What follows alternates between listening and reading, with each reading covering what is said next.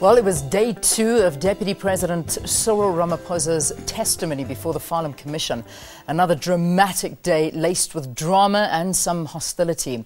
If Advocate Mpofu could have his way, he wants the Deputy President charged with the murder of 34 striking miners in 2012, as well as 10 others who died before the Marikana shootings. A war of words, perhaps in the most literal sense, erupted as Mpofu sought to build his case, as Ramaphosa was having none of it.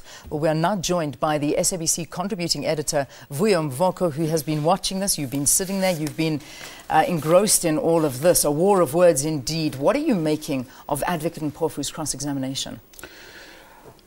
I think he was in a bit of a tricky situation.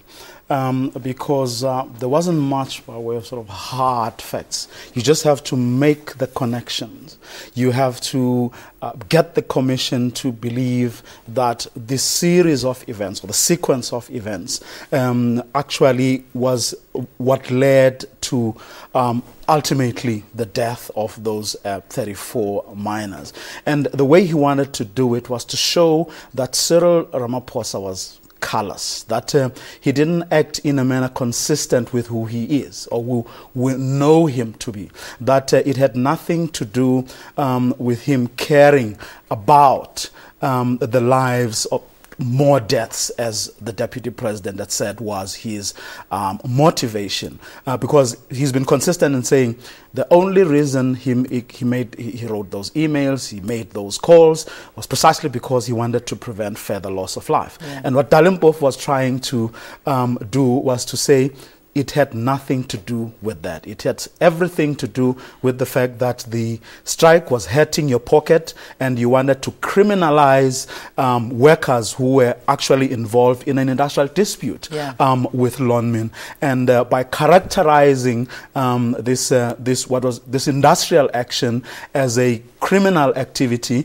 you then wanted to unleash the full might of the law, the police, all state law enforcement agencies onto these people. So things got really, really hectic. And I think at some point there was some even like low blows as each party was sort of trying to defend their positions. In fact, just take a listen at this little clip. I think it sort of best captures the heat that was in there. You too could have access to other people, which many other people would not have.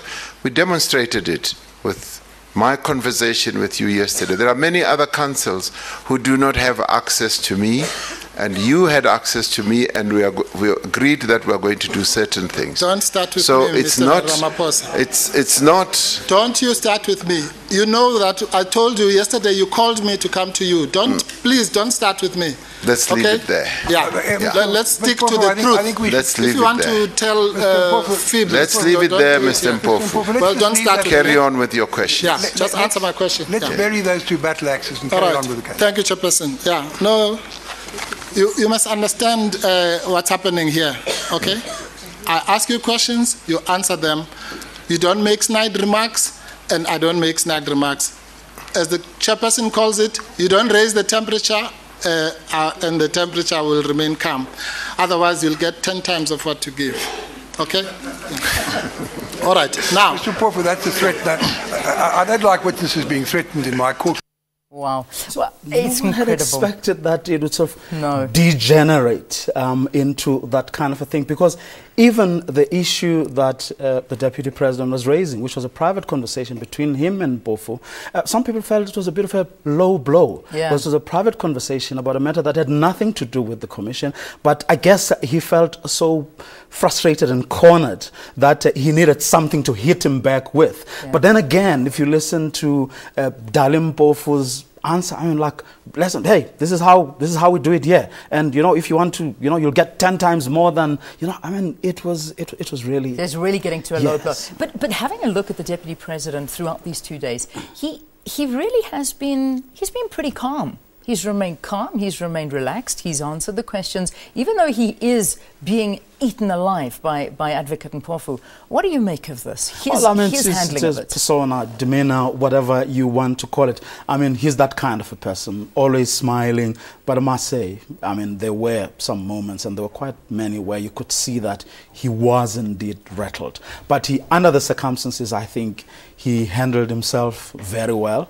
But whether, in fact, that demeanor would sort of assist him in the case that he's making, or would help his, shall we call it, narrative, I think is what remains to be seen. But I don't think he had a choice either, because had he been, or sort of gone to the level that Dali Mpofu got to at times, I think he would have been seen to have been arrogant and dismissive, perhaps, and perhaps that wouldn't have made his case. So he had to, in many ways, swallow his pride and basically stay calm. Quickly, one of the big things that came out yesterday was Advocate Mpofu wanting the Deputy President to go and answer in an international criminal court.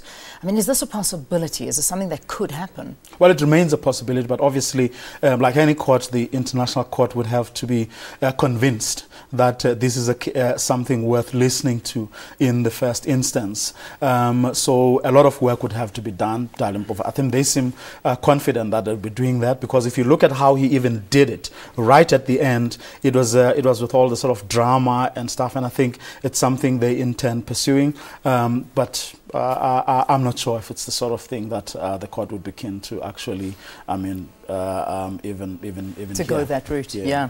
All right. Vuyo Mvoko, it's always a pleasure talking to you. Thank you very, very much. What is this doing to his reputation? Well, I don't think it'll hurt too much. Remember, people are attracted to the ANC not so much by the deeds of someone on a particular day. I mean, you've seen so many people who have been involved in all sorts of scandals or allegations of impropriety, but they remain leaders of the ANC, and the ANC continues to rule, irrespective of what people may think of some of the leaders currently, whether nationally, provincially. So I don't think it'll hurt his chances that much. I think people are more attracted to the brand than to the personalities, and whatever the flaws of some of the personalities, people seem to continue to vote for the ANC. All right, thank you for joining us. Contributing editor here at the SABC, Vuyo Mvoko, talking about the Farlam Commission and what unfolded yesterday.